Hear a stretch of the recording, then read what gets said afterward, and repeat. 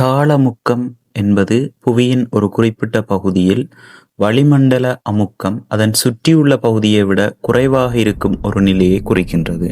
சூரிய வெப்பத்தால் நிலம் வெப்பமடையும் போது நிலத்தின் மேல் உள்ள காற்றும் வெப்பமடைந்து விரிவடைகிறது. சூடான காற்று அடர்த்தி குறைவாக இருப்பதால் அது மேலே எழும்பும். இதனால் அந்த பகுதியில் காற்றின் அழுத்தம் குறைந்து ஒரு வெற்றிடம் உருவாகும். இந்த வெற்றிடமே தாளமுக்கம் என்று அழைக்கப்படுகின்றது.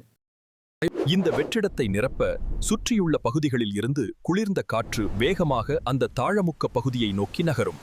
இவ்வாறு நகரும் போது காற்று சுழன்று மேலே எழும்பும். இந்த காற்று மேலெழும்பும் போது அதில் உள்ள ஈரப்பதம் குளிர்ந்து மேகங்களாக மாறும்.